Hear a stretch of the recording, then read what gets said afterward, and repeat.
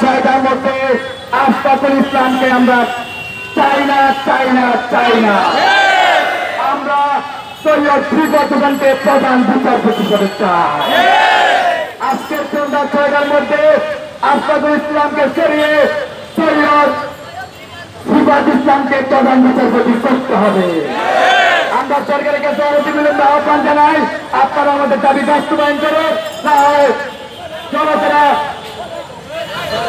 তাহলে ছাত্র জনতা মাঠে আরো কর্মসংস্থান কর্মসূচি নিয়ে হাজির হবে। আজকে আমাদের চিন্তিত কথা এই দেশে মঞ্চ থেকে ঘোষিত হয়েছে, সে ঘোষিত যে বিচারপতি তাকে অপসারণ করতে হবে এই সন্ধ্যা 6টার মধ্যে। পুলিশকে নিযুক্ত করে তাকে পুনর্গঠন করতে হবে।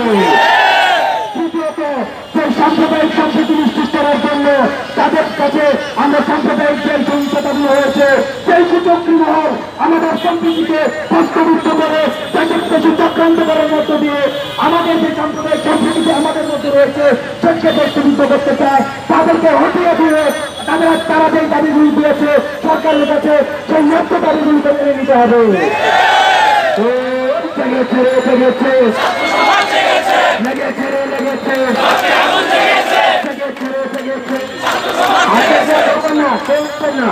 আমাদের প্রোগ্রাম চলবে 6টা পর্যন্ত, মাঠ ছাড়া যাবে না।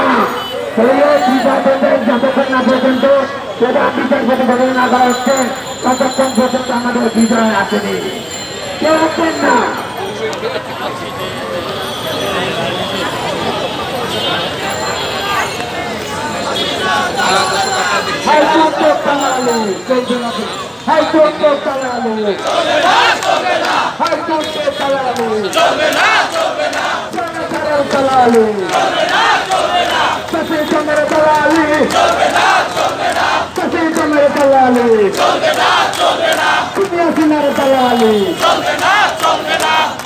বাংলাদেশ পুনর্গঠন করতে হবে, বিচার বিভাগ পুনর্গঠন করতে হবে।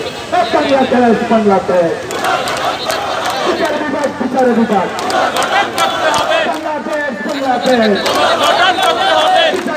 বিচার বিভাগ বাংলাদেশ চমৎকার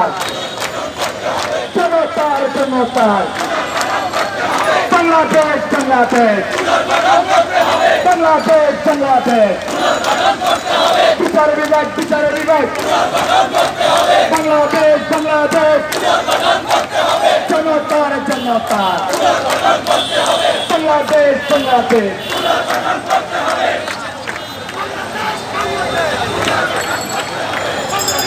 Action to action! Direct action! Action to action! Direct action!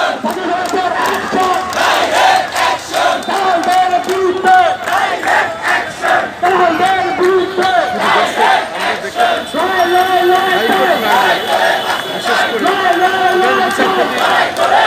দাবি জানানো হয়েছে এবং প্রধান বিচারপতি পদত্যাগ করার জন্য আলটিমেটাম দেওয়া হলো 24 ঘন্টা।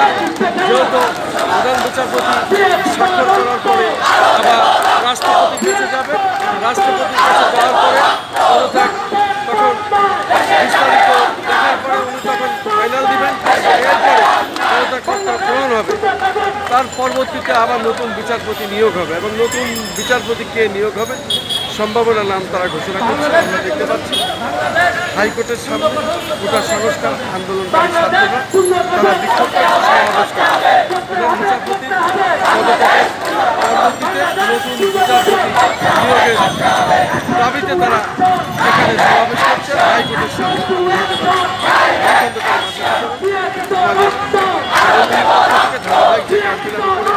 ধারাবাহিকভাবে সে কাজটি আমি আজও করে যাচ্ছি সুপ্রিম কোর্টের সামনে থেকে।